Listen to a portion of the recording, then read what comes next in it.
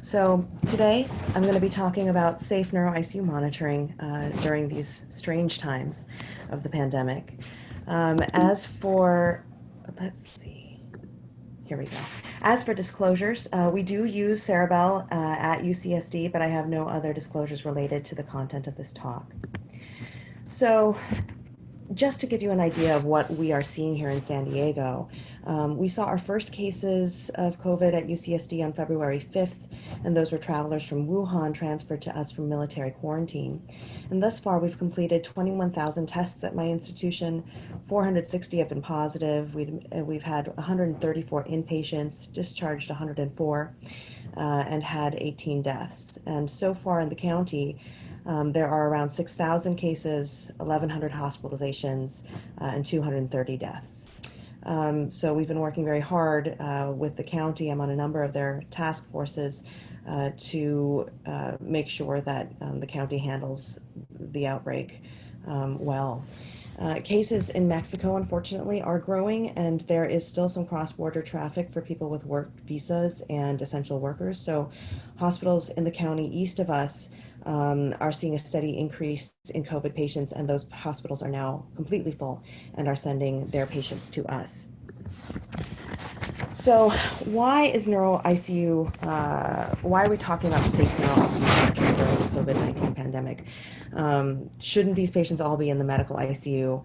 So first of all, the surge of patients has necessitated, first of all, that many Neuro ICUs convert into COVID ICUs. So everyone needs to be aware of how to safely do basic critical care monitoring for these patients.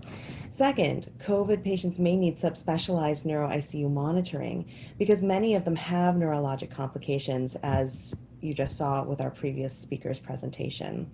Encephalopathy has been described in up to 70% of ICU level COVID patients, ischemic stroke in up to 23%, meningitis, seizures, venous sinus thrombosis, ICH, IVH, SAH, ADEM, and Guillain-Barré.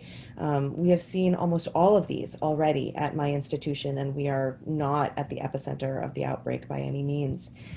And these conditions would ordinarily warrant things like continuous EEG monitoring, multiple scans, frequent neurochecks, EVD and ICP monitor placement, just for basic standard of care monitoring. So how do we do that safely? This is complicated because, as you know, the virus that causes COVID-19 is highly transmissible and requires strict contact, droplet, and ideally airborne precautions. So any monitoring that requires significant face-to-face time with the patient, frequent in-room adjustments, transports, or scans, first of all, must be done with all this equipment on, which is hard enough, and despite that, may expose staff to additional risk if the PPE becomes compromised in any way. Additionally, some of these procedures, some of which, like intubation or aerosolizing, are needed immediately upon the patient's admission before the results of COVID-19 diagnostic testing are back. This can result in potential significant exposure for many members of a subspecialty team if precautions are not taken. So to prevent staff exposure, depending on what your PPE availability and local incidents are, consider treating all patients or certain patients as automatic persons of interest and test them or use precautions until tests result. Some hospitals are testing all patients now upon presentation, and some are testing only those who screen positive or are found down. Be aware as well of the false negatives of your institution's tests.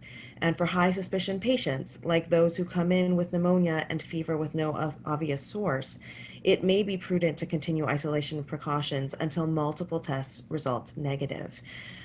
We recently had one patient at my institution with COVID pneumonia who initially tested negative on 2 rapid and 1 routine nasal swab, and then only when bronchoscopy was done did he test positive on bronchial washings. So another complicating factor is that COVID-19 patients are frequently on anticoagulation or ECMO, which makes invasive monitoring more risky for the patient. And since many states and counties have disallowed visitors from hospitals, now there are no family members available to help disoriented patients, even non-COVID-19 patients, from pulling out their monitors. Although I will say that visitation guidelines are a work in progress for many counties, so we're actually working on loosening up our visitation guidelines now, but it's been a long time coming. And so even though this is a small consideration, lastly, if you've got a new monitoring system, many hospitals are not allowing industry reps into hospitals to help troubleshoot monitors or educate nurses, which can cause its own set of problems. So what strategies can we use to make ICU monitoring safer? For general ICU monitors, the name of the game is minimizing room entry. We enacted a policy at UCSD to help us do this at the start of the pandemic, which included not ordering non-essential monitoring, clustering all patient care, positioning monitors between the bed and the door, facing the door, using walkie-talkies to facilitate communication between in-room staff and outside, and putting certain IV drips outside the room so nurses didn't have to go in to titrate them. Many hospitals started doing all of these things as a matter of course. Our regulatory folks in California are very cautious and wouldn't allow us to put those IV pumps outside the room until the hospital had officially declared a critical PPE shortage, which thankfully we have not had yet. So we are keeping many of our IV pumps outside the room as part of a research study, which has shown thus far that it minimizes room entries by about 30 touches per 24-hour period and is probably safe. You can't do this with all drips though. Vesicant drips, for example, probably shouldn't be administered outside the room because of the need for frequent site assessments. Controlled substances need to be locked up properly. Meds that require frequent tubing changes, like propofol, shouldn't be attached to extension tubing. So there are many exceptions, but it does help. And also you want to keep the lines off the floor to prevent people from tripping. That's an important safety hazard. So these are some of the general safety things, and I didn't put it on this slide here, but transport protocols for all of these patients to their scans that show people how to safely monitor patients under these kind of isolation precautions is very important as well. All right, what about neuro-ICU specific monitoring? First, the most basic type of neuro-ICU monitoring, the nursing neurocheck. Neurochecks cannot be ignored in COVID patients because of, as we've seen now through all of our speakers' presentations, the high risk of neurologic complications in these patients. But the trick is not overdoing the neurochecks because of the risk to staff from going into the COVID rooms and the PPE burn that comes with that. So Q2 or Q4 for screening neurochecks, if you can swing it, seems like a reasonable frequency. In my opinion, there's no evidence behind that, but it allows enough of a frequency of neurocheck that if the patient has a large vessel stroke, the patient can get TPA or get to thrombectomy if you do it that frequently. Also, other things to keep in mind, neurologic consultants should time their visits with required nursing exams if possible, because they can observe the nursing exam through the window if there is one instead of going into the room themselves. Or if there's the ability to do telemedicine and not go into the room at all, you can consider that instead. A tablet on a stick is quite effective. We have started doing that at UCSD for certain patients to limit patient-provider exposure, where one team member takes the tablet into the room and all other team members interact with the patient over Zoom. Another non-invasive monitoring technique is EEG, which we've talked about now in some of our other presentations. It may be indicated in COVID patients because we're learning that they can have seizures like any other medical ICU patient, and many are encephalopathic, which we know can indicate underlying non-convulsive seizure. Because the amount of time it takes to place a continuous EEG is anywhere from 30 to 90 minutes, placing a continuous EEG can result in a significant amount of exposure time for EEG techs, even with the appropriate PPE. So what we've done at UCSD for COVID or PUI patients that require a continuous EEG, we do have nursing place a screening Ceribell when they need to go into the room for another indication. And if the Ceribell is suspicious, then we place a formal EEG. Oops.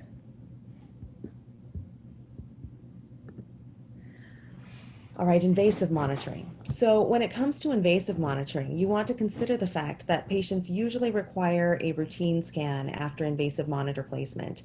And if there is a complication, they require more scans and more procedures. So you want to make really sure you need the invasive monitor before placing it. For EVDs, which usually require hourly manipulation, consider placing the EVD chamber outside the room using extension tubing. You'll also need to re-level the EVD every time the bed is moved by measuring the distance from the ground, because you can't measure horizontally to the tragus of the patient like you usually do. Also, because of the high incidence of hypercoagulable states associated with COVID-19, be aware there may be a higher risk of your EVD clotting off. If the patient is on therapeutic anticoagulation with heparin, as many COVID patients now are, know that it has not been demonstrated that heparinized EVD patients are at higher risk for intracranial bleeding, as long as you normalize the coagulation status for placement and removal.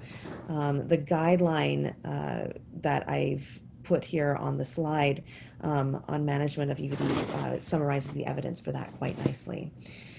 Also, know that if your patient is on heparin drip for ECMO, it has been shown that you can stop the heparin drip temporarily to place a monitor, even for a few days if you have to, without catastrophic effect, at least in non-COVID patients. COVID ECMO patients have not been studied. Stopping anticoagulation for a few days in these patients, which I have done myself, has anecdotally been done without catastrophic effects, but because it has not been studied, I would say it should not be done lightly because of the high risk of hypercoagulable states in these patients. Other considerations are if the patients need to be proned with an EVD, it must be done carefully to not risk dislodging the monitor, and overdrainage needs to be watched out for. But it can be done. Many units already do this for, say, trauma patients that need proning and have an EVD, as long as you prone the patient manually and carefully, obviously. Putting the patient in reverse Trendelenburg while they're prone does help to decrease the ICP. That can increase when proning the patient. And an alternative to proning, if you can't do that because of a patient's ICP, is using chest weights for recruitment. In terms of intraparenchymal monitors, they carry similar precautions regarding the risk of hemorrhage for patients when on therapeutic anticoagulation and dislodging the monitor when prone. Finally, one more general safety tip that is important in any ICU, especially now, is related to the burnout and moral distress that is known to cause healthcare workers to make errors. This can result in being exposed to COVID unnecessarily, or can result in adverse effects for patients. Things that can help: just being aware of it, keeping a close eye on staff morale, and providing support and intervention prophylactically and as needed. Debriefs can be very helpful as well, both prophylactically and after an event. We at UCSD have been partnering with our psychiatry colleagues and our Mindfulness Institute to provide weekly meditations, debriefs, and staff support events multiple times a week. So, in summary, neurological complications are common in COVID patients and may require neuromonitoring. Invasive neuromonitoring can be done safely in COVID patients with consideration to their unique physiology. Consider using multiple strategies to minimize room entry and reduce staff exposure, and be vigilant about watching for and mitigating burnout to enhance the safety of your unit. Thank you for listening, and stay safe out there.